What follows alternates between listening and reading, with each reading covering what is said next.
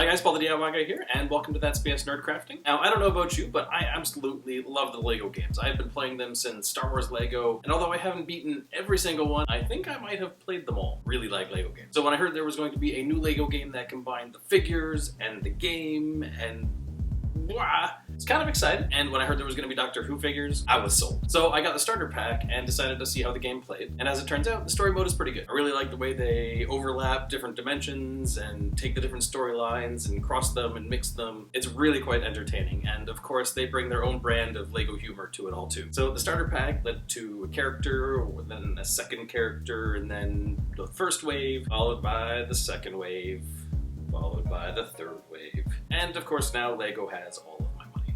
So from that side of things, not so great. And of course now that I've got all these figurines, I didn't know what to do with them. So I figured I would come up with a solution to hold all my figurines. So today I'm going to show you how to make a LEGO Dimensions case. Check it out. You're going to need the following: 2 20 by 30 inch sheets of 3/16 thick foam core, the pattern and pattern layout, the link to the pattern is in the doobly-doo, a straight edge, utility knife, sewing pins, rabbit cutter, a link to where you can get one in the doobly-doo, and some white glue. Using the pattern and pattern layout as a guide, cut out all of the pieces. You'll need to cut out the tray bottom, the outer box top and bottom, 2 short liner pieces, 2 long liner pieces, 2 short outer box pieces, 2 long outer box pieces, 2 tray ends, 2 tray sides, 4 short tray walls, and 3 long tray walls. Take your time cutting these, as the more accurate your cuts are, the better your box will fit together. Once you have your pieces cut out, use the rabbit cutter to notch all of the marked pieces. To do this, first you use one side of the cutter to separate the paper from the foam, and then use the other side to remove the foam from the notch.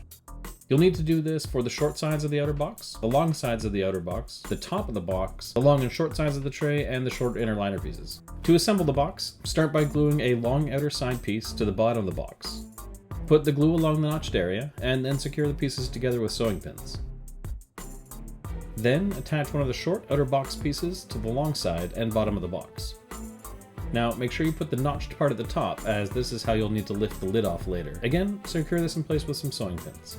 Then, take one of the short liner pieces and fit it along the inside of the short outer wall. Do this by gluing the outside of the liner and then just pressing it against the inside of the wall. You won't need any pins for this or any of the liner pieces. Right after that's been put on, glue the back of one of the long liner pieces and press it along the inside of the long outer wall. It'll also need to be pushed into the notched area of the short liner piece, so it should fit nice and snug in the corner. Next, add glue to the notch of the second short liner piece and push this against the long liner piece that's inside the box.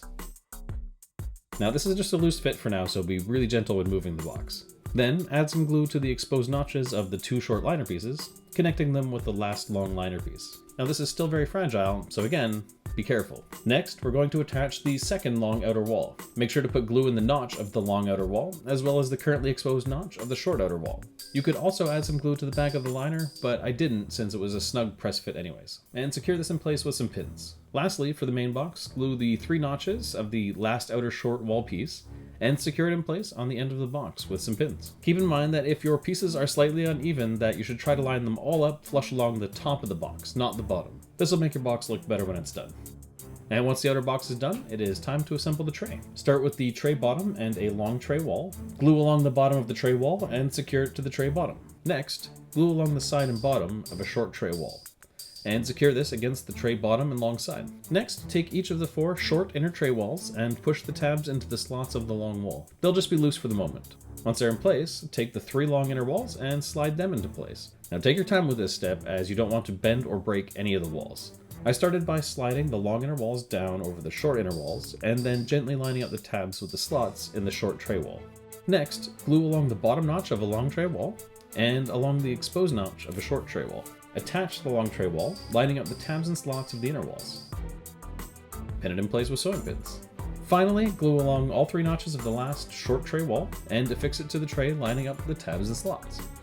And that's it! Let all these dry for at least a few hours before removing all the sewing pins. Put your vehicles and any less used characters in the bottom of the box. Put your most used characters in the top tray.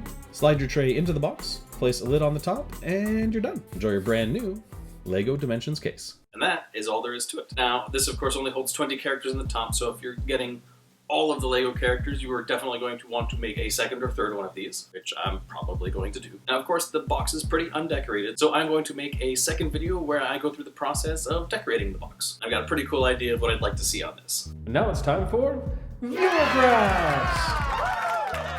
Today I'm going to start with a nerdcrafter who's had to wait a long time to see his stuff on here. User Average Hipster shared these with me last April, but I haven't done a viewer craft since then, so sorry for the super duper long wait, Hipster. These look great. And for those who don't know, Fight Club is one of my favorite movies. Another nerdcrafter who's had a long wait is Marcus, who sent me some pictures of his work, including an upcycled Scrabble and frame, and some framed Batman cowls using foam core to give the appearance of foaming. Very cool. Next up is Nicole, who made these very cool Doctor Who ornaments using some cookie cutters. One 3D printed one, as well as a vintage Dalek one. I bet these look fantastic on the tree. Finally, after seeing my perler bead video, Daniela decided to share several of her nerdy perler bead creations.